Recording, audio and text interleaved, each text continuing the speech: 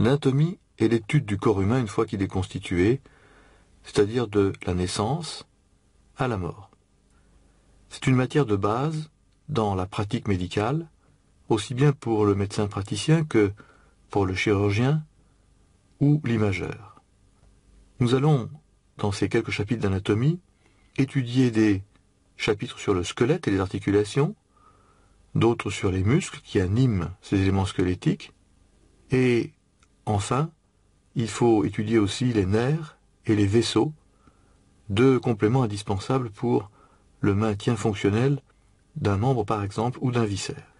Nous verrons quelques notions de l'anatomie tridimensionnelle qui est l'anatomie actuelle, tant pour le chirurgien qui va travailler dans le corps humain que pour le radiologue qui peut disposer d'images en 3 dimensions. Actuellement, l'anatomie reste bien sûr relativement stable d'une génération à une autre, mais ce sont les moyens diagnostiques et les moyens d'évaluation fonctionnelle qui nous demandent d'avoir des bases de connaissances anatomiques. Et tout ceci est en fait le besoin d'avoir un vocabulaire commun entre praticiens, mais aussi avec tous les acteurs du système de santé. Dans ce chapitre, nous allons voir les grands constituants des membres, à la fois le squelette, mais également le système articulaire, les différentes formes géométriques du système articulaire, mais aussi les muscles, puis nous terminerons par les vaisseaux. Le squelette est une structure constituée de tissus osseux, avec différentes pièces osseuses, différents os, de formes variables, de volumes variables. C'est la structure de support et de soutien de l'organisme. Chez les vertébrés, le squelette est interne. En effet, les muscles sont insérés autour du squelette, qui est lui-même recouvert par la peau, alors que d'autres animaux ont un squelette externe, comme par exemple les mollusques ou les crustacés. Le fait que le squelette soit interne va permettre un développement plus important, à la fois de l'appareil musculaire qui va permettre d'animer le squelette, mais également un développement plus important du système nerveux. Cette structure de support et de soutien principalement peut devenir un tissu de protection. Tissu de protection particulièrement illustré pour le thorax, avec les côtes qui forment une véritable protection pour des viscères qui sont vitaux, comme le cœur, les poumons. Protection également au niveau de l'extrémité crânienne. L'ensemble du massif osseux crânio-facial protège le système nerveux central, principalement le cerveau à cet étage, mais protège également les organes des sens, en particulier la vue. Le squelette est un tissu, un élément passif et plastique. En effet, le squelette seul ne va pas se mobiliser. Ce sont les muscles insérés sur les pièces squelettiques via une commande nerveuse qui vont permettre les mouvements, volontaires ou involontaires. Le squelette va donc subir les mouvements qui lui sont imposés, mais c'est aussi un tissu plastique. En effet, en permanence, le tissu osseux se détruit et se reconstruit. Cette plasticité va avoir de nombreux intérêts. Par exemple, pour la réparation d'une fracture, lorsqu'un os est cassé, eh bien la fracture va consolider, se réparer entre guillemets, parce qu'il y a justement une destruction et une reconstruction qui suit immédiatement. Le tissu osseux est soumis à des forces, à des pressions.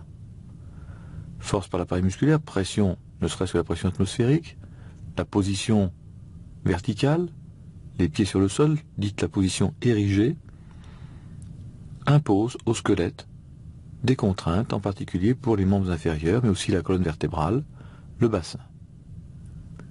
Ces contraintes mécaniques sont à l'origine d'une partie de la forme du squelette. En effet, s'il y a une forme squelettique qui est génétique, héréditaire, eh bien, l'amplitude de courbure d'un os dépend des forces musculaires qui lui sont appliquées au quotidien. Un individu très sédentaire, sans développement musculaire, aura un squelette moins courbe et surtout moins dense en calcium qu'un individu qui a une activité physique, professionnelle ou sportive. Le tissu osseux, par son aspect passif et plastique, est néanmoins indispensable. Lorsqu'il y a une maladie du tissu osseux, avec par exemple une raréfaction du calcium, eh bien, cette maladie va fragiliser considérablement le squelette. C'est le cas des personnes âgées, en particulier chez les sujets féminins.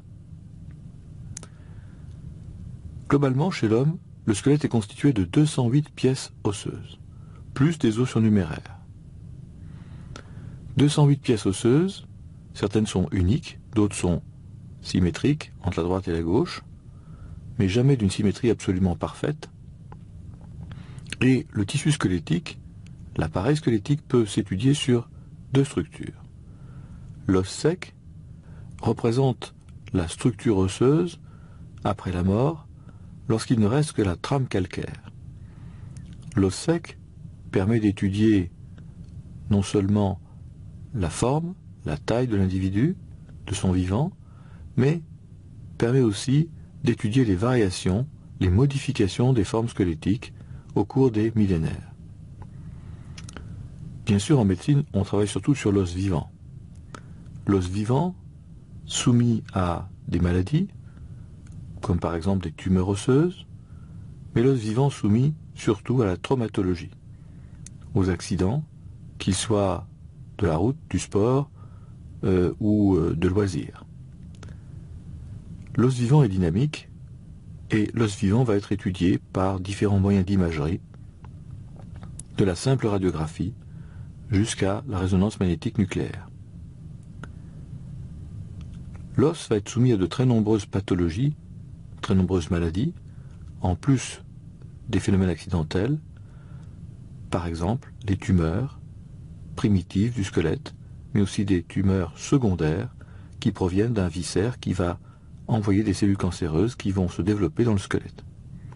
C'est une complication très classique de la maladie cancéreuse. De façon purement morphologique, on fait une classification des os en trois groupes: les os courts, les os plats, les os longs. Les os courts ont pour particularité d'avoir trois côtés, trois dimensions quasiment identiques. Voici l'exemple des os du carpe, du poignet, au niveau de la main droite. Les os plats, quant à eux, ont deux dimensions qui dominent. Par exemple, la hauteur et la largeur. Mais l'épaisseur va être très variable, par endroits extrêmement mince. Voici la vue postérieure de l'omoplate ou scapula à droite, avec une zone pratiquement plate, qui est en fait concave ventralement pour épouser la convexité du thorax. Eh bien, cette omoplate ou scapula a une grande surface plane que l'on appelle l'écaille de la scapula. Les os plats se trouvent essentiellement au niveau du crâne ou sur la partie proximale, la partie initiale des membres supérieurs aux membres inférieurs. Le troisième groupe, ce sont les os longs. Voici un numérus, l'os du bras entre l'épaule et le coude, un numérus qui est en position de référence anatomique. Une dimension domine, c'est la longueur. On retrouve les os longs de façon très nombreuse dans le squelette, au niveau des membres, bras, avant-bras, région crurale, région jambière, mais également au niveau des doigts, au niveau des pieds, etc.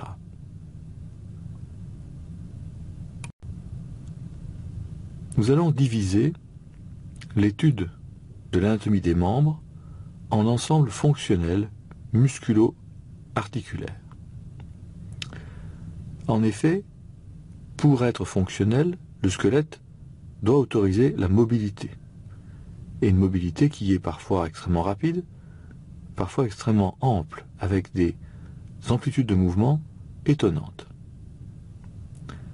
L'ensemble fonctionnel musculo-articulaire regroupe plusieurs structures et appareils qui sont tous indispensables les uns par rapport aux autres pour permettre le mouvement, pour permettre l'animation de cet ensemble fonctionnel. De façon très schématique et purement théorique. Le schéma représente une articulation qui siège dans le membre supérieur, articulation qui va avoir tous ses constituants, tous ses composants, et qui va être animée, mobilisée par l'appareil musculaire qui existe de part et d'autre de ces pièces squelettiques. Les os sont articulés entre eux, généralement à leur extrémité. À leur extrémité, il y a tout d'abord l'appareil dit de glissement. L'appareil de glissement, c'est deux surfaces géométriques, complémentaires l'une de l'autre généralement. Si l'une face est convexe, l'autre sera concave en face. Ces deux surfaces géométriques sont recouvertes de cartilage articulaire. Le squelette est représenté en jaune sur le schéma, le cartilage articulaire est en bleu clair. Ce cartilage recouvre toute la surface articulaire. Il est d'une épaisseur modérée, quelques millimètres, et ce cartilage n'a pas de vascularisation propre, il est nourri par l'extrémité osseuse, ce qui est très important. Un tissu qui est mal vascularisé est un tissu fragile, vulnérable. C'est le cas du cartilage. Ce cartilage articulaire, qui recouvre toute la surface articulaire de chaque côté de l'articulation pour chaque pièce osseuse, a autour de lui-même, en périphérie, l'insertion de la membrane synoviale, qui est représentée en jaune ocre sur le schéma. Ce schéma est une coupe, on va dire frontale, qui passe par le milieu de l'articulation, et on imagine ainsi que la membrane synoviale forme un cylindre irrégulier, un manchon, autour des surfaces cartilagineuses qui s'insèrent autour des surfaces cartilagineuses sur chacune des pièces osseuses. C'est donc une cavité fermée qui est totalement virtuelle. Sur le schéma, la cavité apparaît large, avec un interligne, une distance entre les deux surfaces cartilagineuses qui n'existe pratiquement jamais. Les surfaces cartilagineuses sont au contact l'une de l'autre. Mais néanmoins, on retrouve cette membrane synoviale, encore une fois de couleur ocre sur le schéma, insérée en périphérie des deux surfaces cartilagineuses et qui fait un pont entre les deux.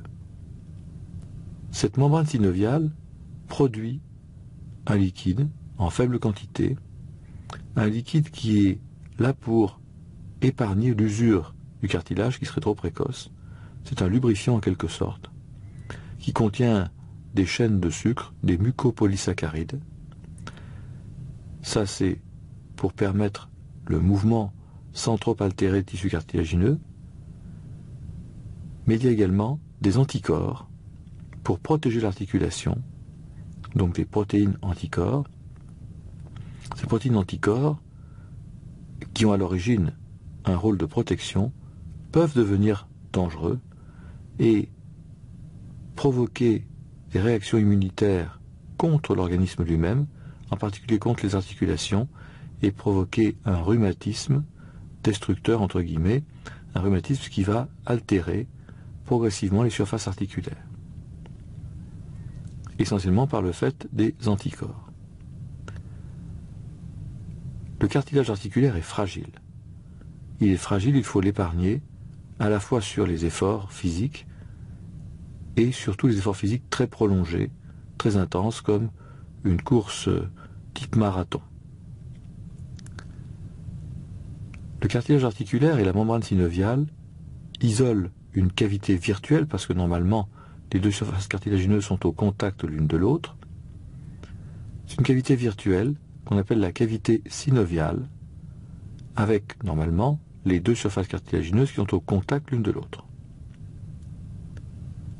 Cet appareil de glissement est donc indispensable, mais extrêmement fragile. Deuxièmement, l'appareil de maintien et de limitation des mouvements. Cet appareil de maintien et de limitation des mouvements commence par la capsule articulaire, qui est représentée en vert foncé sur le schéma.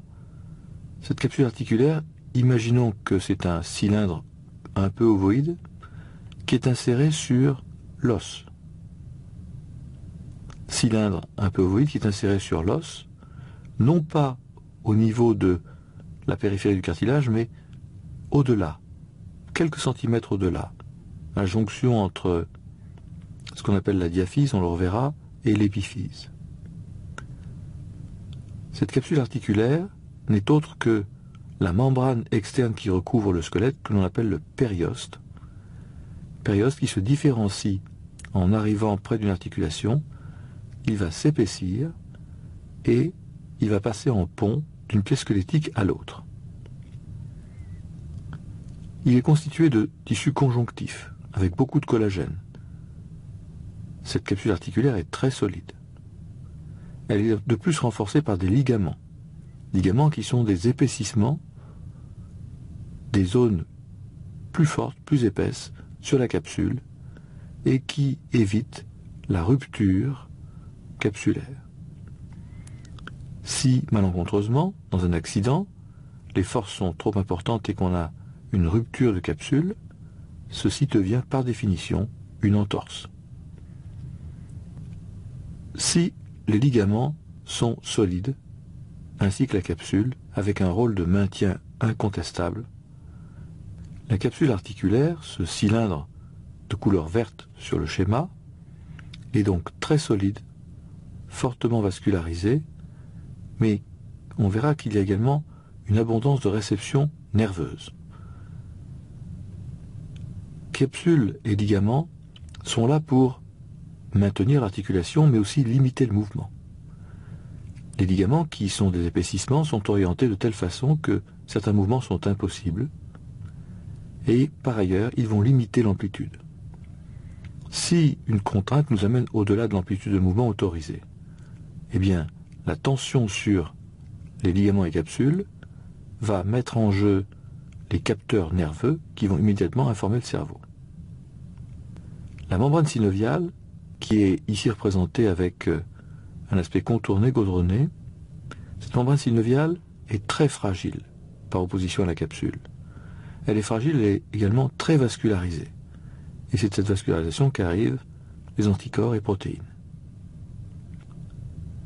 Pour donner une note, une application pathologique, eh bien lorsque l'on a une entorse, ceci correspond à une déchirure de l'appareil de maintien, capsule et ligament, éventuellement déchirure de la synoviale aussi. La luxation, quant à elle, est une perte de contact permanente des deux surfaces articulaires cartilagineuses. Dans l'entorse, c'est l'appareil de maintien qui est blessé, qui est traumatisé. Dans la luxation, eh bien, l'appareil de maintien doit être bien sûr blessé, déchiré, mais les surfaces articulaires ont perdu leur contact normal et habituel. Troisième composant de l'ensemble fonctionnel, c'est l'appareil de mouvement. L'appareil de mouvement, ce sont des muscles, plus ou moins nombreux, très nombreux au niveau de l'épaule, par exemple. L'appareil de mouvement est constitué par des muscles qui sont sur la face ventrale et d'autres muscles sur la face dorsale. Et pour avoir un contrôle du mouvement, un contrôle du geste et être protégé, il faut un équilibre entre la musculature ventrale et la musculature dorsale. C'est un phénomène réflexe qui agit dans ces conditions. Le muscle, qui contient des cellules rétractiles, les muscles s'insèrent de deux façons sur le squelette. Soit, comme le montre le schéma en haut et à droite, une insertion large, une insertion sur presque toute la hauteur de la diaphyse de l'humérus. C'est généralement du côté proximal que se situent ces insertions larges.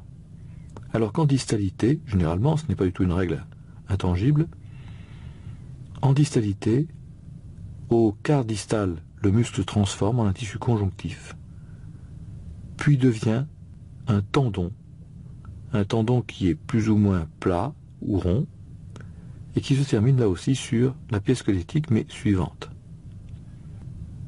On fait donc bien la différence entre un tendon qui appartient à un muscle et un ligament qui appartient à la capsule.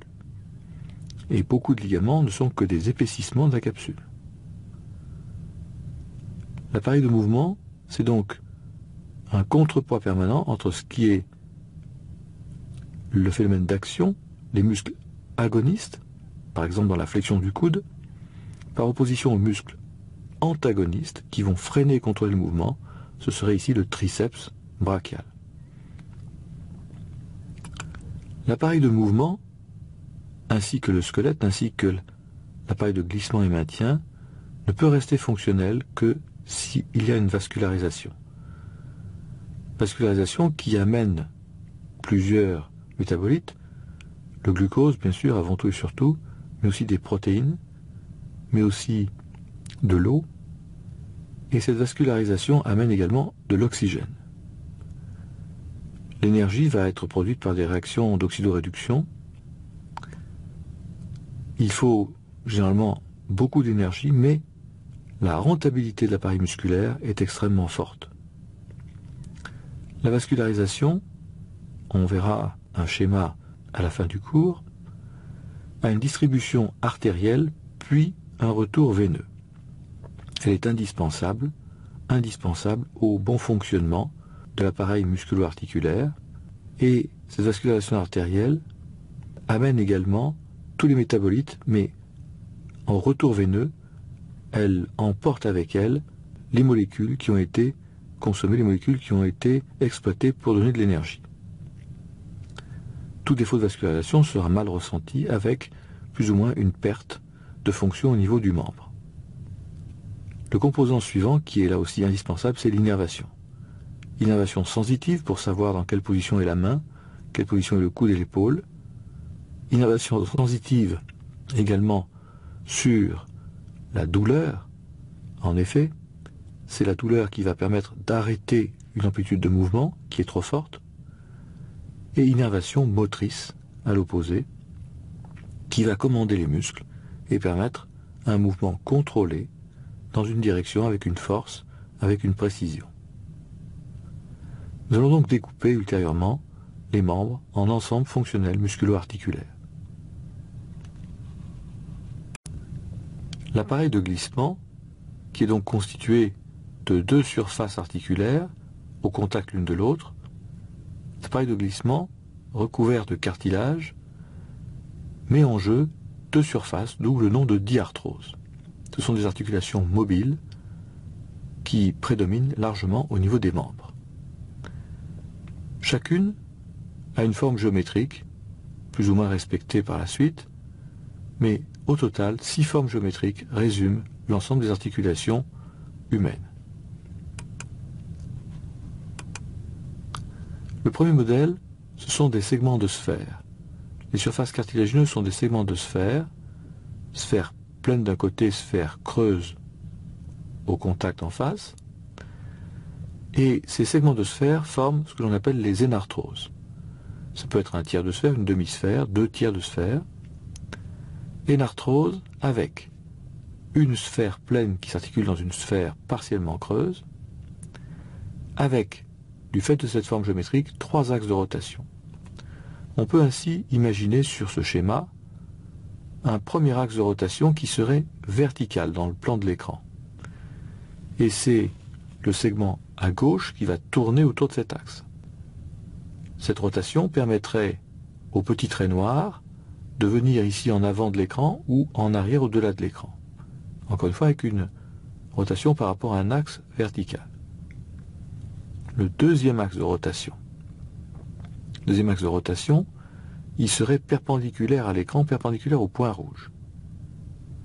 Ça donne donc des mouvements qui permettent au petit trait noir sur la gauche de monter vers le sommet de la feuille ou descendre vers le bas de la feuille, en orientation. C'est le deuxième axe de rotation. Le troisième, il serait dans le prolongement, dans le plan de l'écran, prolongement horizontal du petit trait noir, avec une rotation autour de celui-ci, c'est-à-dire peu de mouvement finalement, mais qui permet d'orienter la tête de façon très précise, la tête étant la partie de sphère pleine. Donc 3 axes, un axe qui serait vertical par rapport à l'écran, un axe perpendiculaire à l'écran et un axe horizontal dans l'écran. Le deuxième modèle, c'est la condylarthrose. Condylarthrose qui met en présence 2 surfaces cartilagineuses qui sont cette fois-ci ovoïdes ou toriques, avec une surface qui est convexe, l'autre en regard qui est concave. Ces surfaces ovoïdes autorisent 2 axes de rotation. 2 axes de rotation, on aurait ici la rotation sur un axe vertical, deuxième rotation sur un axe perpendiculaire au plan de l'écran qui passe par le point rouge, et troisième axe de rotation, il manque par rapport à l'arthrose, il n'y a pas d'axe qui soit horizontal par rapport au prolongement noir à droite et à gauche. Le troisième modèle, ce sont les trochléarthroses, avec des surfaces en forme de poulie qu'on appelle également les gynglimes. On a sur le schéma l'équivalent d'un diabolo, donc 2 surfaces articulaires qui sont des segments coniques opposés par le sommet.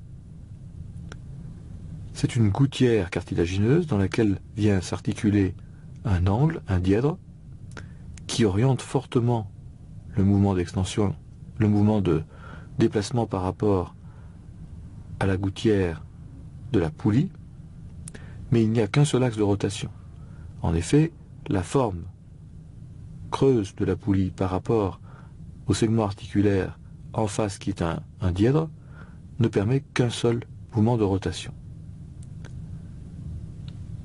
Le troisième modèle, ce sont les trochoïdes. Ce sont des segments de cylindre plein en regard d'un cylindre creux, et ce trochoïde a un seul axe de rotation également, qui là est vertical dans le plan de l'écran. Le cinquième modèle, c'est l'articulation en selle. Ce sont des formes articulaires en emboîtement réciproque en forme de croissant. L'articulation en selle est très mobile, comme les narthroses, avec 3 directions de rotation, 3 axes de rotation. Premièrement, on peut imaginer un déplacement du croissant supérieur sur la concavité du croissant inférieur.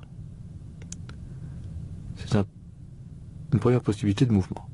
Deuxième possibilité, le croissant supérieur va glisser sur sa concavité par rapport au croissant inférieur.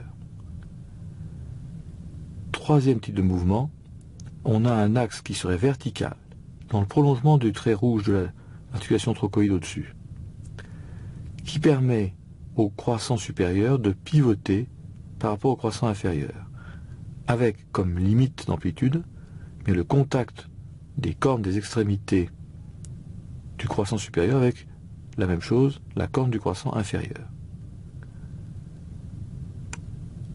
Le dernier modèle, l'arthrodie, ce sont des articulations planes, des surfaces planes, très peu mobiles, quelques degrés seulement, articulations planes qui sont surtout présentes au niveau des extrémités, par exemple le pied, l'articulation intermédiaire au niveau du pied, articulation plane qui a un rôle avant tout de stabilité. Le cartilage articulaire, encore une fois, qui est très fragile, ne jamais exagérer son potentiel, a une fonction de glissement, mais aussi une fonction de transmission des forces. Quand on soulève quelque chose de très lourd, tous les muscles sont contractés, le cartilage transmet les forces, et il a ses limites, ce cartilage. Lorsqu'il va être sujet à une érosion, à une blessure quelconque, la réparation sera lente et difficile. Si les surfaces articulaires sont complémentaires la plupart du temps l'une par rapport à l'autre, eh bien, parfois, la congruence, l'adaptabilité d'une surface géométrique par rapport à une autre n'est pas parfaite. Si la congruence n'est pas parfaite, eh bien, l'ensemble fonctionnel musculo-articulaire va introduire des fibrocartilages ou fibrocartilages intermédiaires qui sont là pour assurer le complément géométrique qui manque sur une surface. il y a 3 modèles, le disque, le bourrelet et enfin le ménisque. De haut en bas, nous avons ici, pour le premier schéma, un disque, un bourrelet au centre et dans le schéma du bas, un croissant, qui est en fait un ménisque. Premier exemple, le disque. Le disque généralement a une forme circulaire, assez régulière, et ce disque, qui a des bords en périphérie assez épais, va être concave en son centre. C'est l'équivalent d'une lentille biconcave qui va s'adapter par exemple entre la clavicule et le sternum, dans l'articulation sterno-costo-claviculaire. Le deuxième modèle, le bourrelet. Le bourrelet, c'est un disque qui a perdu son tissu en son centre. Le bourrelet est présent par exemple dans l'articulation scapulo-humérale, entre la scapula et l'humérus. Il va s'insérer en périphérie de la cavité glénoïdale qui est la surface cartilagineuse de l'omoplate. Et là, la tête humérale a une meilleure adaptabilité et d'une part le mouvement sera facilité, il sera surtout stabilisé par le bourrelet glénoïdien. Le troisième modèle, c'est le ménisque. C'est le cas dans l'ensemble fonctionnel du genou, ce sont les plus célèbres, mais ici entre la clavicule et la scapula, ou acromion à ce niveau-là, eh bien, on a dans la capsule et surtout dans la cavité synoviale, tous les disques bourrelets et ménisques sont intrasynoviaux. Dans la cavité synoviale des articulations, un petit fragment de cartilage qui est là pour équilibrer les situations. C'est ce qui permet le maintien d'un flux principal de l'amont vers l'aval et d'établir en fait un shunt spontané sans avoir à intervenir chirurgicalement lorsque le tronc principal artériel est obstrué par un phénomène pathologique.